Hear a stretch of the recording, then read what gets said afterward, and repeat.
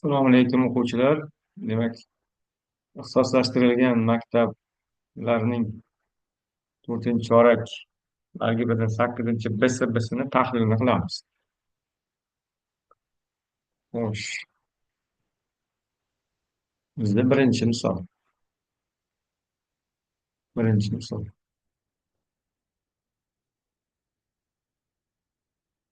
Demak, A'miz 3 dan katta ekan, B'miz 4 dan katta ekan. Bu holda quyidagi tengliklarni isbotlang deb aytilyapti. Demak, A qismi A kvadrat plus B kvadrat 25 dan katta yoki teng ekanligini isbotlashimiz kerak ekan. Isbotlashimiz kerak ekan. Demak, bu uchun ikki tomonni kvadratga oshiramiz. Kvadratga. Demak, mana bu tenglikimizni ikki tomonni kvadratga oshirib olsak, demak, a kvadrat katta 9 dan bo'ladi. Bunisi b kvadrat katta 16 dan bo'ladi. Endi qo'shib yuboradigan bo'lsak, bundan kelib chiqadiki, a kvadrat plus b kvadrat katta 25 ekani kelib chiqadi. Endi bu masalalarda tenglik belgisi ham bor ekan. Yo mana bu berilishini tenglik qo'yishimiz kerak. Shuni deganimiz to'g'riroq.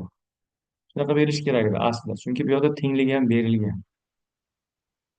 O'shaning uchun berilishiga shunaqa yozib qo'yamiz.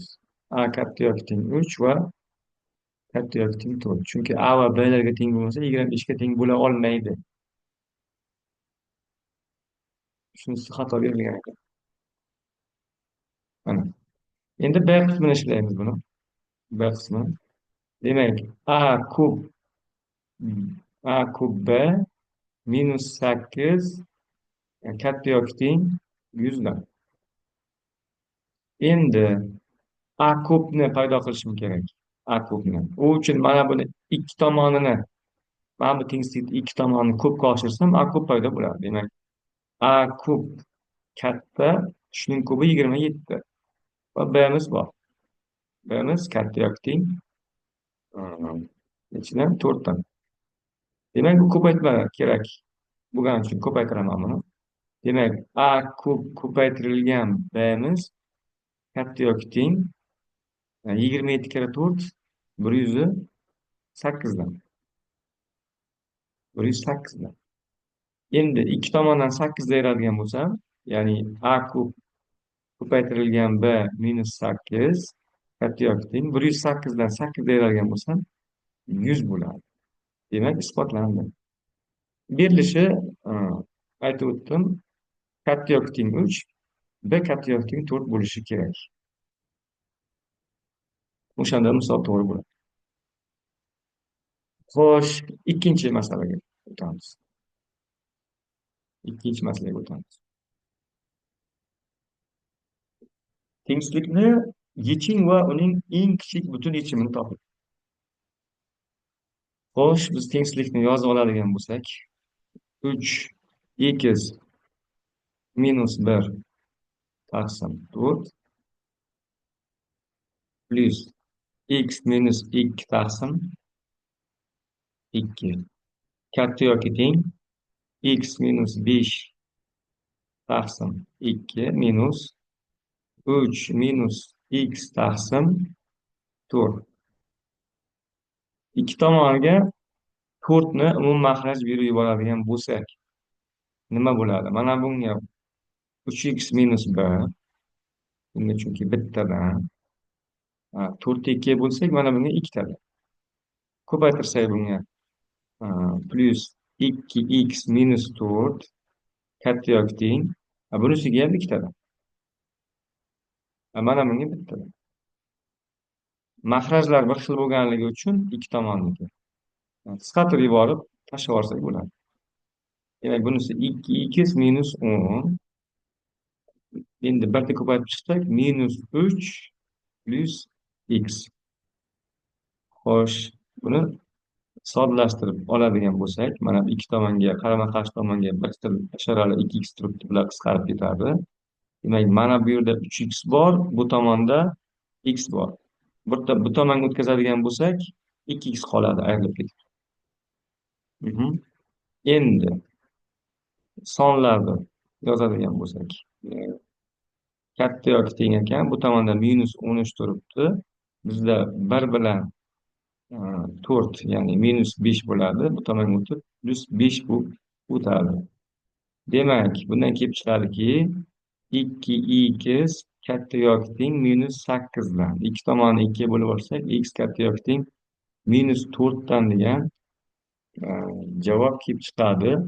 Tengsizlikni yeching va uning eng kichik butun yechimini toping deb so'rayapti. Demak, bizga javobi -4 dan, mana -4 dan o'zi ham kiradi. Plus chigizgacha bo'lgani uchun eng eng kichik butun yechimi -4 bo'ladi. -4 bo'ladi. Javob -4 ekan. Keyingisini ko'ramiz unda. Keyingisi bizda 3-misol. Mhm. 3-misol. Xo'sh, agar x'imiz katta yoki teng 0 bo'lsa, bu holda x plus 2 qavs x minus 3 kichik yoki teng x plus 3 keyingisi x minus 2 bo'lishini isbotlang deyapti. 5 ballik misol ekan. Demak, buni ko'paytirib chiqadigan bo'lsak, ko'paytirib chiqsak, x kvadrat,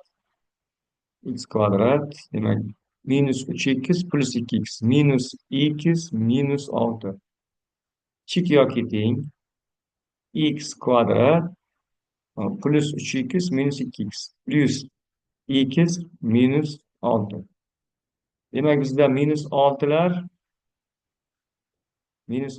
ketadi bir-biri bilan. Qarama-qarshi turibdi va x kvadratlar ham ketadi. Endi tenglamani bu tomonga o'tkazib oladigan bo'lsak, nima bo'ladi? minus x kichik yoki teng 0. Bundan kelib chiqadiki, -2x kichik yoki teng 0. Ikki tomonni -2 ga bo'lib yuboradigan bo'lsak, x katta yoki teng 0 liga kelib chiqadi. Demak, isbotlandi. X katta yoki teng 0 edi. Bu tenglamani ham ishlash natijasida x katta yoki teng bir xil natijaga ega bo'ldik. Demak, haqiqatdan ham shunaqa ekan, isbotladik. Keyingi 4-masala. 4-masalamiz. 4-masalamizni ko'ramiz. Tengsizliklar sistemasini yeching. Yozib oladigan bo'lsak buni. Demak, 3x minus 5 katta x minus 3 2x plus 4 kichik yoki teng 3x plus 5 dan va x minus 2 kichik 7 minus 2x dan. Mana shu tengsizlikni ishlashimiz kerak. Bundan kelib chiqadiki, mana x qatnashgan qismini chap tomonga va sonlarni o'ng tomonga o'tkazadigan bo'lsam, demak, 2x qoladi bu tomonda, katta 5 minus 3 2 dan. Bu yerda minus x qoladi, kichik yoki teng 5 minus 4 bo'lib qoladi 1 dan. Endi minus 2x o'tsa 3x bo'ladi. Kichik 7 plus 2, ya'ni 9 dan. Xo'sh, 2 ga bo'lib olsak, birinchisini x katta 1 ekan, ikkinchisini ikki tomonga minus bir ko'paytirib yuborsak, x katta yoki teng minus bir ekan. Ikkinchisini uchga bo'lib yuborsak, uchinchisini x kichik uchdan. Endi mana bunga x o'rniga qo'yib yuboradigan bo'lsak, nimalar bor menda? Demak, minus birdan mana kirar ekan minus birimiz. Minus birdan katta va birdan ham katta. Bir kirmaydi. Uchdan kichik. Demak, mana shu yechimlarda umumiy yechim bizda mana bu yerda yotibdi mana bu yerda. Demak, x tegishli bo'lishi kerak birdan uchgacha bo'lishi lozim. Javob shu ekan. Beshinchi misol. Xo'sh, beshinchi misol.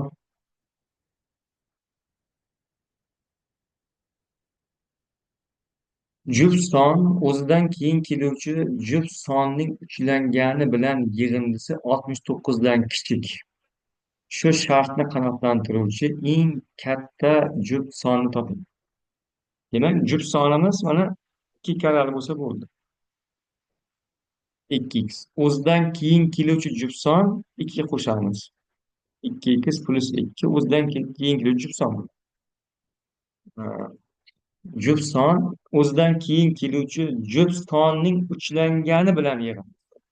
Demak, o'zidan keyin keluvchi juft son bizda 2x plus 2 bo'lsa, buning uchlanganligi bilan yig'indisi 69 dan kichik ekan.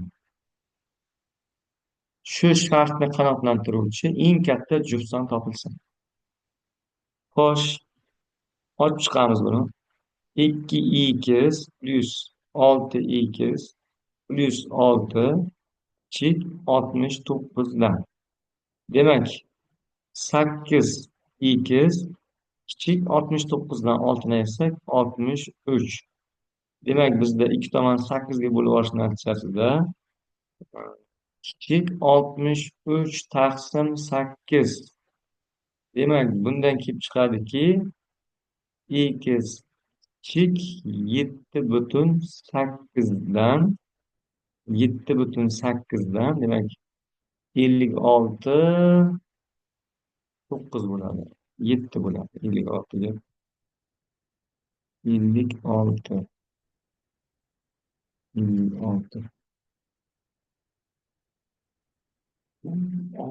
7.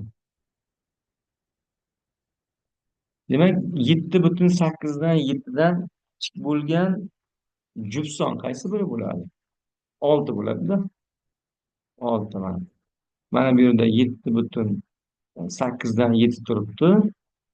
Mana bu yerda 7 bor. Bundan kichik juft son 6 bor mana. 6 bor. Bundan kichik bo'lishi kerak. Demak, shu shartni qanoatlantiruvchi eng katta juft son 6 ekan. Mana javob mana shu. E'tiboringiz uchun rahmat. Ko'rishguncha xayr.